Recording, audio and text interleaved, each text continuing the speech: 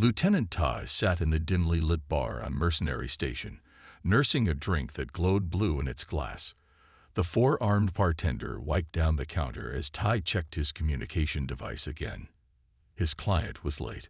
Tai was the best mercenary team leader in the Outer Rim. His dark purple skin was marked with the scars of 100 battles. One of his eyes had been replaced with a cybernetic implant that glowed red in the bar's low light. The door slid open, and Ta's implant automatically scanned the newcomer. A reptilian businessman in expensive clothes walked in. The scanner identified him as Krath, a wealthy trader from the Vespus system. "Lieutenant Ta?" Krath asked, his forked tongue flicking between his words. Ta nodded once.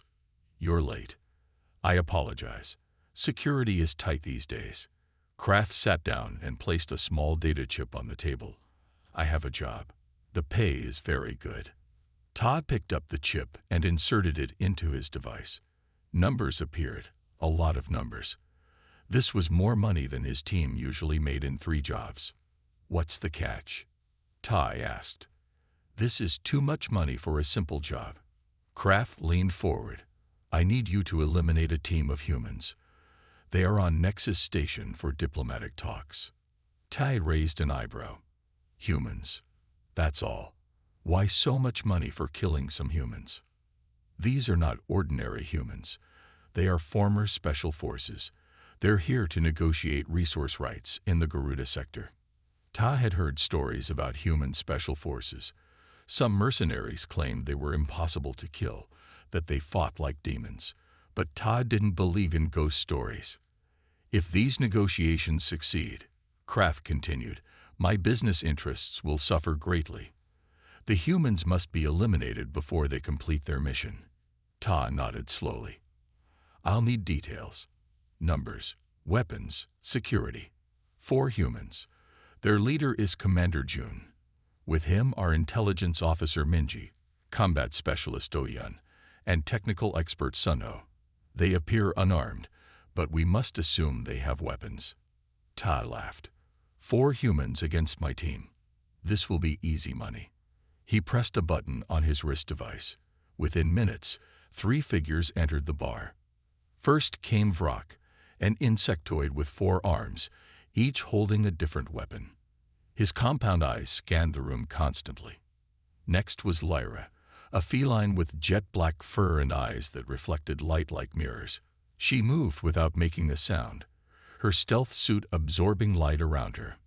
Last came Gorn, a massive silicon-based life form whose rocky skin could withstand direct energy weapon hits.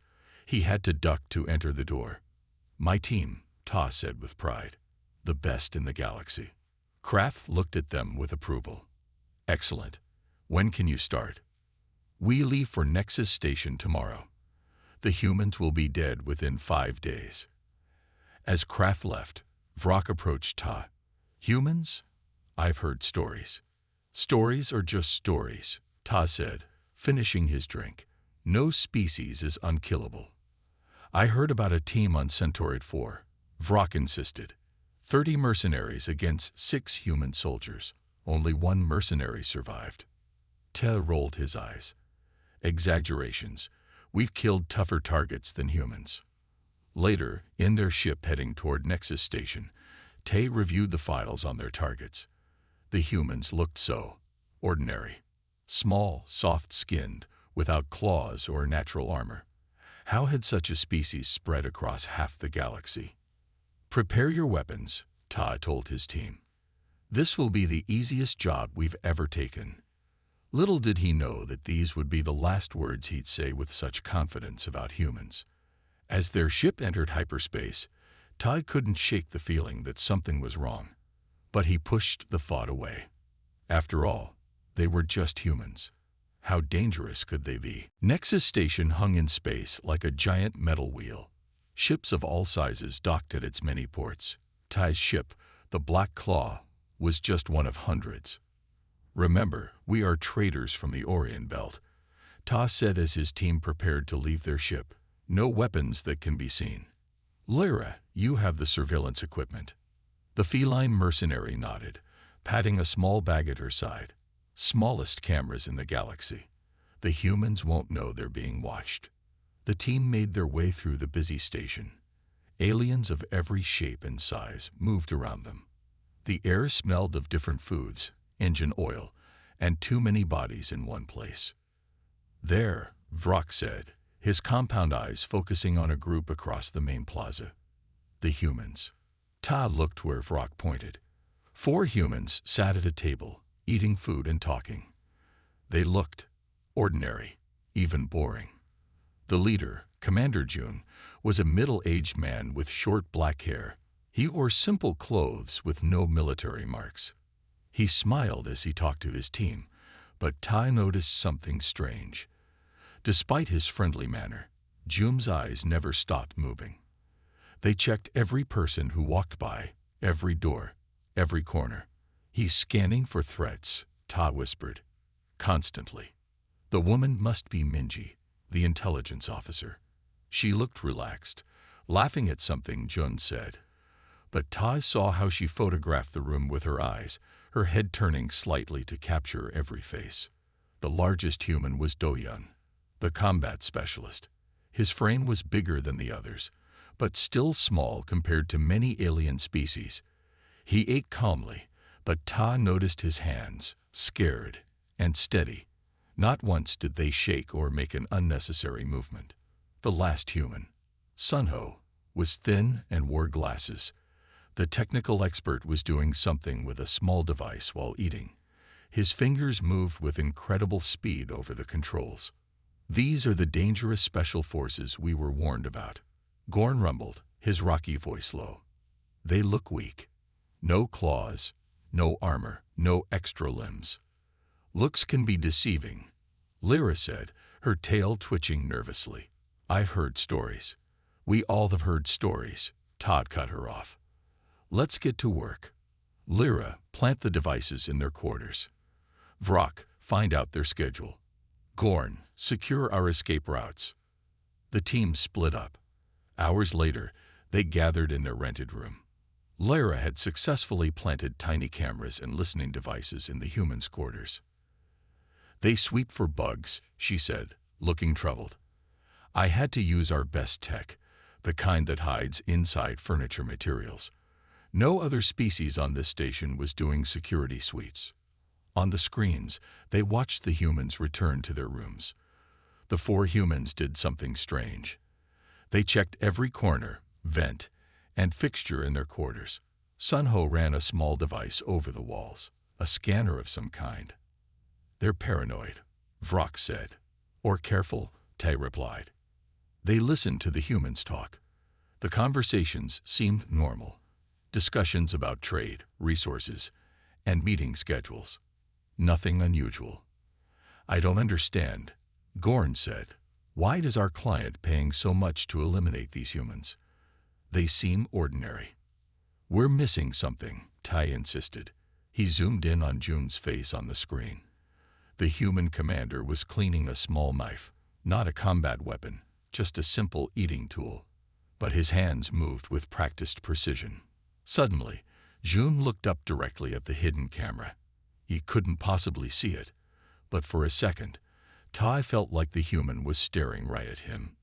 June smiled, a cold, knowing smile. Then he returned to his task. A chill ran down Ta's spine. "We need more information," he said quietly, "before we make our move." Lyra's ears flattened against her head. "I have a bad feeling about this." Ta did too, but he wouldn't admit it. Not yet. Tai sat alone in the station's busiest bar. The place was filled with traders, travelers, and station workers enjoying their breaks. He sipped his drink slowly, watching the entrance. 2 days had passed since they arrived on Nexus Station. So far, they had learned little about the humans that would help their mission. "Mind if I join you?" a raspy voice asked. Todd looked up to see an old alien standing by his table. The creature was insectoid like Vrock, but much older. His exoskeleton was dull and cracked with age. Terrible scars ran across his face and body. One of his 4 arms was completely missing, and another ended at the elbow. "I prefer to drink alone," Ta said. The old insectoid sat down anyway. My name is Rafk. I was a mercenary, like you. Tay's hand moved to his hidden weapon. I'm a traitor from the Orion Belt. Rafk laughed, a clicking sound from his mandibles. No, you're not. I know a mercenary when I see one. I led the Red Claw team for 30 years. Tay relaxed slightly.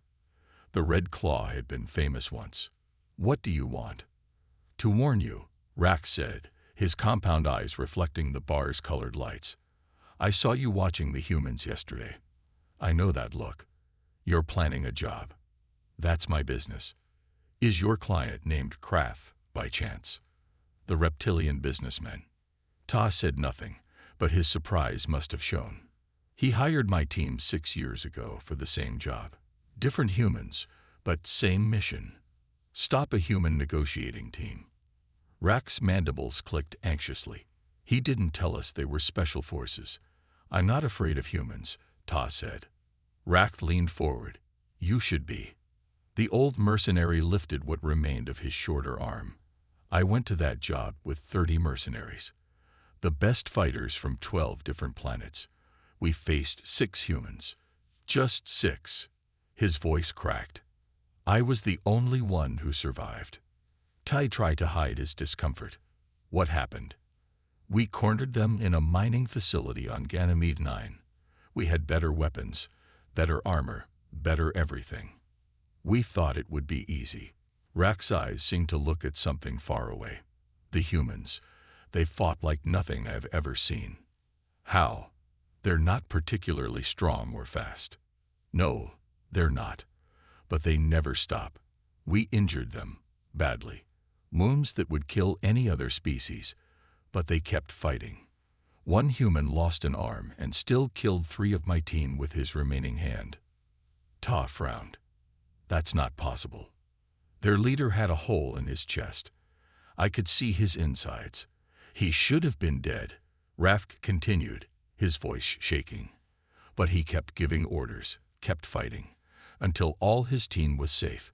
They don't feel pain like we do. They ignore it. All species feel pain, Tay argued. Humans evolved on a death world. Their bodies are built to keep going when damaged. And their minds. Rafk shuddered. They think faster in danger. While other species freeze or panic, humans become more focused, more deadly. Ta had heard enough. Thank you for the warning, but my team can handle 4 humans. Rafk stood up, his broken body trembling. That's what I thought too. Before this, he gestured to his scars and missing limbs. Cancel your contract. Mercenary. No amount of money is worth facing human special forces. As the old insectoid limped away, Tai finished his drink. He told himself that Rafk was just a broken old warrior with scary stories. But something about the old mercenary's fear seemed genuine. Back in their room, Ta didn't mention the meeting to his team. But that night, he watched the humans on their monitors with new eyes, wondering what they were truly capable of. For the next 3 days, Tai and his team watched the humans closely. They followed them through the station, observed their meetings, and studied them on their surveillance feeds. The more they watched, the more strange behaviors they noticed. Look at this, Vrock said, pointing at the screen showing the station's dining area. Commander June was having lunch with a group of station officials. He always sits with his back to a wall, facing the entrance. That's standard caution, Tay replied, but he had noticed it too. Every single time, without fail, June positioned himself to see all approaches. Lyra, who had been silently watching, spoke up. The female, Minji, she remembers everyone. Yesterday, she met a Centaurian trader for only 2 minutes. Today, she greeted him by name and asked about his sick child. Good memory, Ta shrugged. Too good, Lyra insisted. She's met over 60 different people since arriving at the station. She remembers all their names, their business, their connections. Gorn had been studying the surveillance of their quarters. The big one, Do-Hyun, does physical exercises in his room every morning and night. Look at this.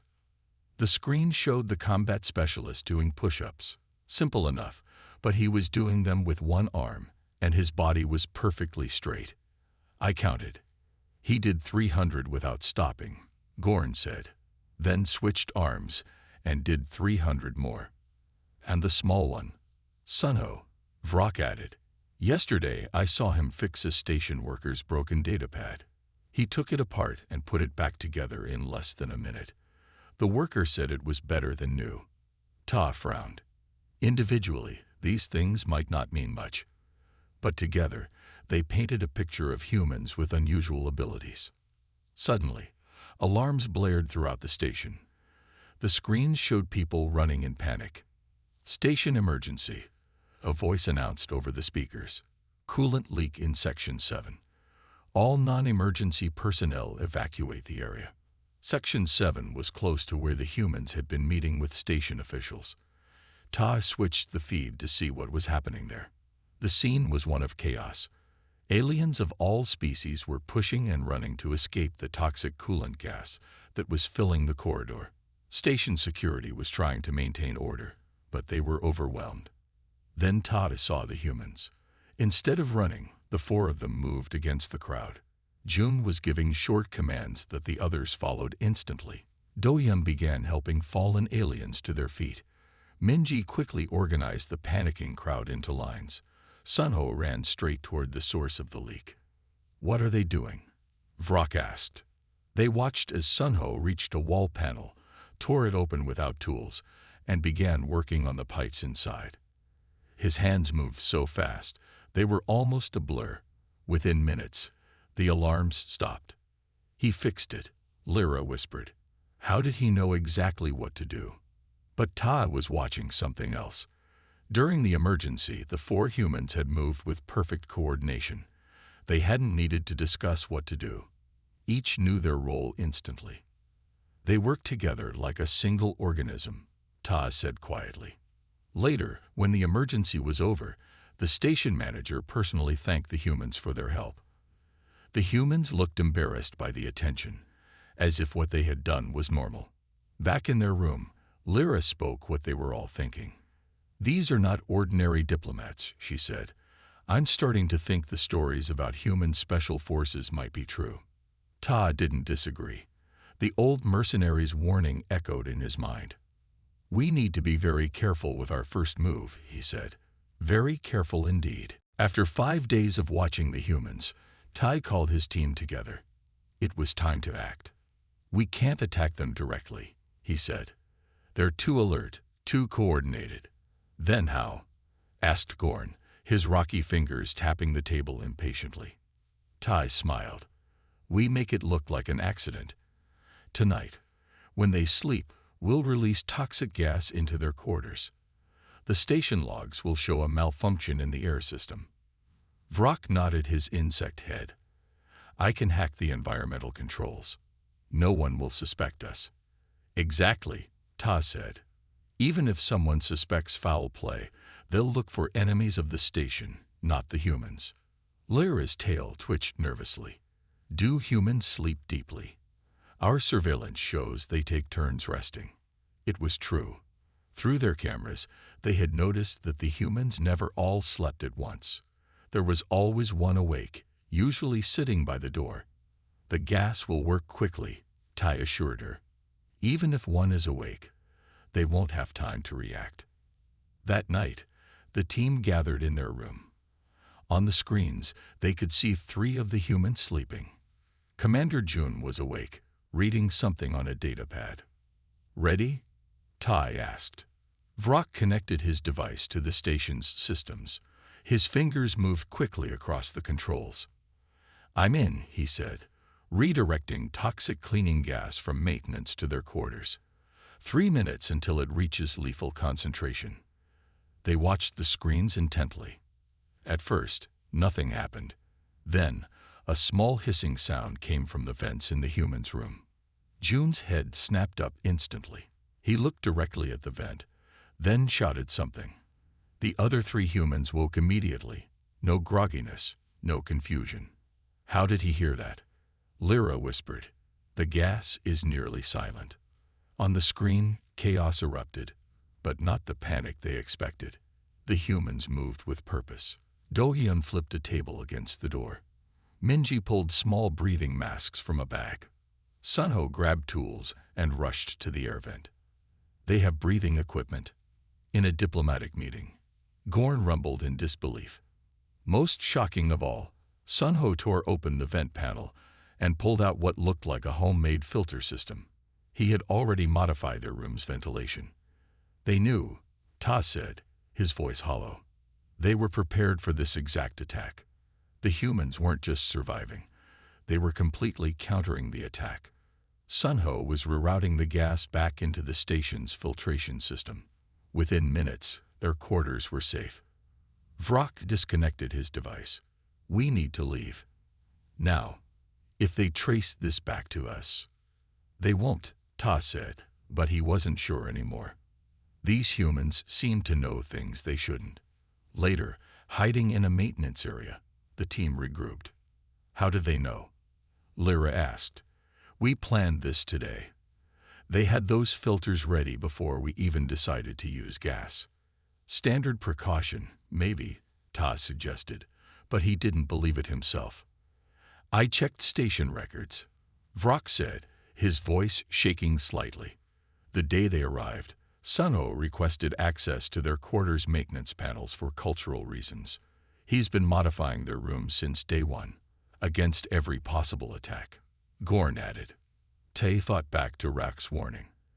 The old mercenary had said humans think differently in danger, but this was beyond that. The humans weren't just reacting to danger. They were preparing for attacks that hadn't even been planned yet. We need a new approach, Ta finally said. Something they can't possibly anticipate. But as he said it, he wondered if such a thing existed. The humans seemed to be ready for everything. I have an idea, he said after a long silence. But it's risky. His team looked at him, waiting. We set a trap, Ta explained. And this time, we faced them directly. Everyone understand the plan? Tai asked, looking at each member of his team. They were in a large, empty cargo bay on a rarely used level of the station, perfect for an ambush. No cameras, no witnesses, and multiple exits they could use to escape. I still think this is too risky, Lyra said, checking her stealth suit. Direct confrontation with humans is exactly what Rafk warned against. We have the advantage, Tai insisted. 4 of us, 4 of them. But we have better weapons, better positions, and surprise. Vrock had set up small turrets in 3 corners of the cargo bay. Gorn stood behind a stack of metal containers, his heavy weapon ready. Lyra would use her stealth suit to attack from behind. Todd would coordinate everything from a hidden position above. The message has been sent, Vrock confirmed. The humans think they're meeting a secret informant with information about their negotiations. They'll be here in 10 minutes, Ta said. Get to your positions. The team scattered, each taking their assigned place.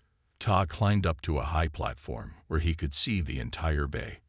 From here, he would give the signal to attack. Minutes passed slowly. Ta's heart beat faster as he waited. Then the cargo bay doors slid open. Commander Jun entered first. He wore simple clothes, but moved like a predator. His eyes scanned the cargo bay instantly. Behind him came the others. Minji, Do-hyun, and Sunho. They spread out slightly as they walked, maintaining a formation. Ta frowned. Something was wrong.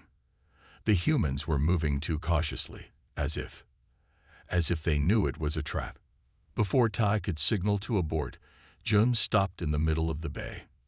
We know you're here, the human called out, his voice calm. All 4 of you. The mercenary team hired by Krath. Ta froze. How could they possibly know? Then something even more surprising happened. Instead of retreating, Jun gave a signal to his team. The humans didn't run.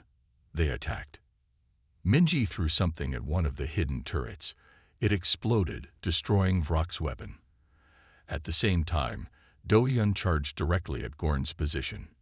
Now, Ta shouted, abandoning the plan. Chaos erupted. Lyra activated her stealth suit and moved behind Sunho, her claws ready to strike. But just before she reached him, Sunho turned and threw a small device at her. It attached to her suit and sent electric shocks through her body. Her stealth field failed, and she fell to the ground, twitching. How did he know? Ta whispered in disbelief. Vrock fired the remaining turrets at Minji, but she moved with impossible speed, dodging most shots. The few that hit her seemed to hardly slow her down. Gorn roared and fired his heavy weapon at Do-hyun. The human should have been vaporized. Instead, Do-hyun rolled under the blast and closed the distance with frightening speed. He struck Gorn's rocky body with some kind of impact weapon. Cracks appeared in Gorn's silicon skin. Impossible, Ta gasped. No one can crack Gorn's armor. From his platform, Ta fired at Jun. The human commander dodged most shots, but one hit his shoulder. He staggered but didn't fall. Instead, he looked directly at Ta's hidden position and fired back with perfect accuracy. The shot hit Ta's weapon, destroying it. He ducked behind cover, unable to believe what was happening. Below, his team was losing badly. Vrock was pinned down. Lyra was unconscious. Gorn was fighting hand-to-hand with Do-hyun, and somehow losing, despite being 3 times the human size. Retreat, Ta shouted. Everyone out. Now. They fled through their escape routes, barely making it out. Vrock was badly injured, blue blood leaking from his exoskeleton. In their emergency meeting place, Tai tried to understand what had happened. They knew, he said, his voice shaking. They knew everything. Our positions, our weapons, even Lyra's stealth technology. They're not normal, Vrock said, wincing as he tried to stop his bleeding. They can't be. Ta had no answer. For the first time in his career, he didn't know what to do next. Tai wrapped a bandage around Vrock's injured arm. The insectoid mercenary had lost a lot of blood, but he would live. Lyra was still shaking from the electric shock, and Gorn was trying to fix the cracks in his rocky skin. We need to leave this station, Lyra said. Now, before the humans find us. Agreed, Vrock said weakly. This job is impossible. We should tell Krath. The door to their hideout slid open. Tai reached for his weapon, but froze when he saw who was standing there. Commander Jun. Alone. The human stepped inside and closed the door behind him. He carried no visible weapons, but after what Tai had seen in the cargo bay, he knew that didn't matter. How did you find us? Tai asked, his hand still on his gun. Jun smiled slightly. I've known where you were since the day you arrived on this station. The mercenaries looked at each other in shock. If you're here to kill us, get it over with, Gorn rumbled. If I wanted you dead, you would be, Jun said simply. He pulled up a chair and sat down. I'm here to talk. Tai couldn't believe it. Talk? After we tried to kill you twice. I knew about Krath's contract before you even accepted it, Jun explained. Your client has been trying to stop our negotiations for months. You're the 3rd team he's hired.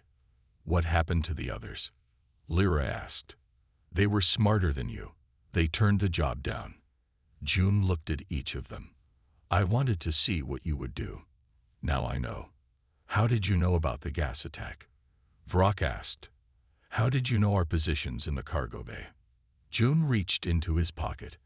The mercenaries tensed, but he only pulled out a small device. Your surveillance equipment is good, he said, but not good enough. We found it the first day. We've been feeding you what we wanted you to see. Tai felt cold. You've been watching us while we thought we were watching you. Jun nodded. Exactly. Why are you here now? Tai asked. Why not just report us to station security? Because I want you to understand, Jun said. His voice became serious. I want you to know why contracts against human special forces are a bad idea. He leaned forward. Do you know where humans come from? Earth, Tai answered. A death world. I've heard. Yes, A planet with thousands of predators, extreme weather, natural disasters, and constant war among our own kind, June explained. For millions of years, we survived by adapting. Not with claws or armor or strength, but with something more dangerous, our minds. What does this have to do with anything? Gorn asked. Everything, June said. Most species evolved to be specialized. You're strong or fast, or can camouflage. But humans evolved to be adaptable, to plan ahead, to work together, to keep fighting when any reasonable species would give up. You're saying humans are just better? Lyra asked, her voice angry.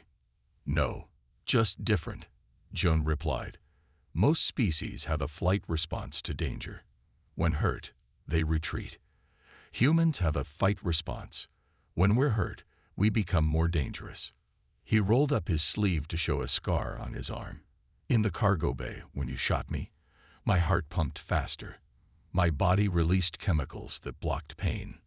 My vision improved. My muscles got stronger. This happens automatically when we're in danger. Ty remembered how June had kept fighting after being shot. Human special forces are trained to control and use this response. June continued. We can ignore wounds that would stop others. We can stay alert for days without proper sleep. We can function in situations where most species would panic. Ty thought about what Rafk had told him. It was all true. Why tell us this? He asked. Why not just kill us? Because I want you to spread the word, June said, standing up. The resource rights we're negotiating will help many species, not just humans. Krath opposes us because it will hurt his illegal mining operations. He walked to the door, then turned back. You have until tomorrow morning to leave the station. After that, I can't guarantee your safety. After he left, the mercenaries sat in stunned silence. We're leaving, Ta finally said, and we're breaking the contract. 3 days later, Ty and his team stood in the main hall of the Mercenary Guild on Centauri Prime. The enormous room was filled with mercenaries from across the galaxy. Some were reptilian, others insectoid. Some floated in the air, while others dragged heavy bodies across the floor. In the center of the hall stood Krath, the reptilian businessman who had hired them. His scales were flared in anger. You broke our contract, Krath shouted, his forked tongue flicking rapidly. I paid you good money to eliminate those humans. Mercenaries all around the hall watched with interest. Breaking a contract was extremely rare in their business. We're returning your money, Ta said calmly, placing a data chip on the table between them. The contract is void. This is about your reputation. Krath hissed.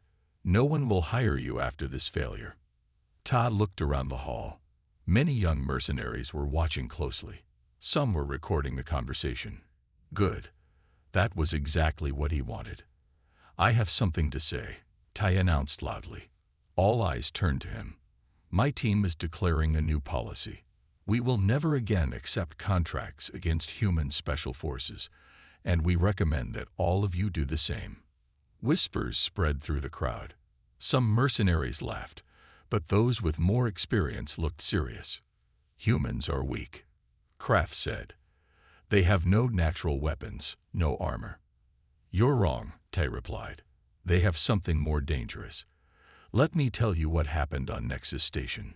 He told the gathered mercenaries everything. The gas attack that the humans had somehow prepared for in advance. The ambush where the humans had known all their positions. How June had found their secret hideout. These humans knew our plans before we made them, Tai explained. They fought with impossible skill. When injured, they became more dangerous, not less. Vrak stepped forward, showing his still bandaged arm. These are not normal enemies. They evolved to survive conditions that would kill most species. Lyra joined in. They don't think like us. They're always planning, always preparing.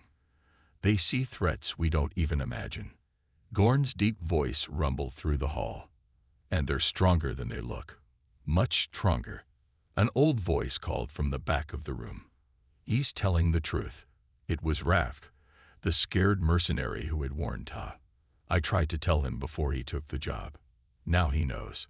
Krath's scales were flat against his body now, a sign of fear. What about my business? The humans will ruin me. We looked into your operation, Ta said. The resource rights the humans are negotiating would help many species. The only ones who would suffer are illegal mining operations, like yours. The crowd turned hostile toward Krath. The reptilian businessman backed away, then hurried out of the hall. Listen to me, Ta called to the gathered mercenaries. Spread the word throughout the galaxy. Taking contracts against human special forces is suicide. It's not worth any amount of money. Later that day, the Mercenary Guild made an official update to their database. Under the entry for humans, a new warning appeared: high-risk engagement, specialized evolution for combat persistence. Contracts involving human special forces require guild approval. Within a year, the story of Ta's encounter spread throughout the mercenary community. It grew with each telling, becoming more fantastic, more terrifying. Not a single reputable mercenary would accept contracts targeting humans identified as special forces. Some refused contracts against any humans at all, just to be safe. In bars across the galaxy, mercenaries warned each other with a simple phrase: never hunt the Deathworlders, especially not the ones trained for war.